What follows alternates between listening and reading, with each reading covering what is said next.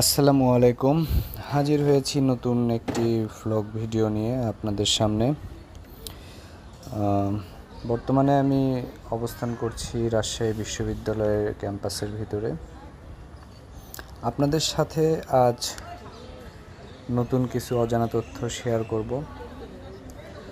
তো চলুন যেতে যেতে কথা বলা যাক।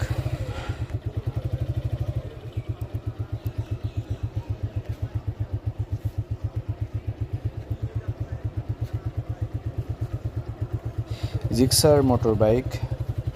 জিক্সার বাইকটি বাংলাদেশে বহুল প্রচলিত একটি বাইক, আমাদের সবার জানা। এই বাইকের দুটি ভেরিয়েন্ট, নেকেড এবং ফুল ফেয়ার্ড।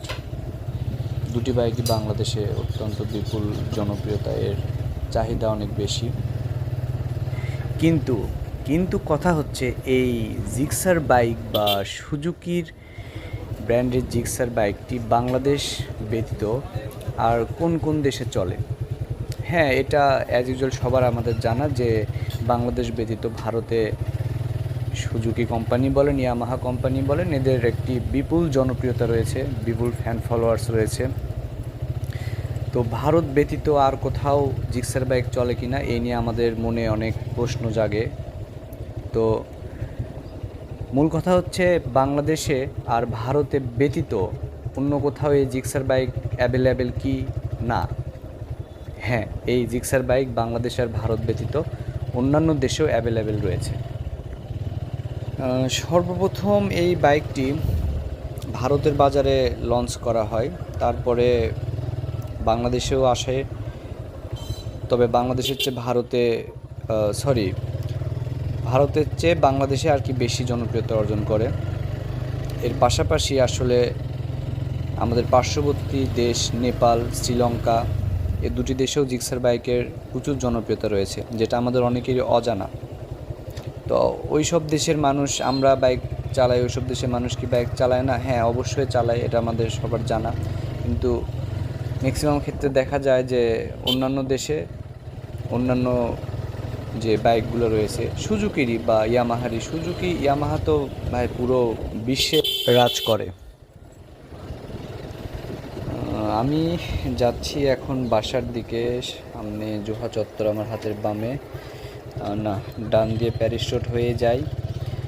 তার কারণ প্যারিস রোডটাও আপনাদের দেখাই। এই প্যারিস রোড রাজশাহী বিশ্ববিদ্যালয়ের একটি ঐতিহ্যবাহী রোড, যদিও তার ঐতিহ্য এখন ধরে রাখতে পারে নাই আগের মতো, এর সৌন্দর্য দিন দিন হারায় ফেলছে। যেটা বলতেছিলাম, অ্যাকচুয়ালি নেপাল, তারপর শ্রীলঙ্কা, তারপর ফিলিপাইন আছে, Indonesia, Vietnam, Colombia, Mexico, Peru, এই কয়েকটি দেশে, অর্থাৎ বাংলাদেশ ভারত সহ হিসাব করলে মোট 10টি দেশে জিক্সার বাইকের নেকেড বলেন বা ফুল ফেয়ার্ড বলেন, দুই ধরনের ভেরিয়েন্টের বাইকই প্রচুর জনপ্রিয়। একটি ফোন এসেছে আমার। বাইক রাইড করার সময় আপনারা কখনো ফোন কলে কথা বলবেন না। এটি একটি মারাত্মক অ্যাক্সিডেন্টের কারণ হতে পারে, আপনার জীবনের ক্ষতি হতে পারে অনেক। যদি কোনো ইমার্জেন্সি কল আসে, বাইক থামিয়ে কথা বলবেন, অথবা ফোন রিসিভ করার প্রয়োজন নেই। অনেকে দেখি ঘাড়ে ফোন নিয়ে কথা বলে, আবার অনেকে হেলমেটের ভিতরে ঢুকিয়ে দেয়। প্রয়োজন নেই এত আপনার তাড়াহুড়ার বা এত রিস্ক নেওয়ার দরকার কি? যেটা বলতেছিলাম, এই জিক্সার বাইকগুলো যেহেতু 155 থেকে 250 সিসির মধ্যে হয়ে থাকে, তাই অনেক এশিয়ান ও লাতিন আমেরিকান দেশে এটি বেশ উপযুক্ত। দেশগুলোর রোড কন্ডিশন, তারপর ওয়েদার, এইগুলো বিবেচনা করলে এই সেগমেন্টের বাইক সে দেশের রাস্তার জন্য সুইটেবল।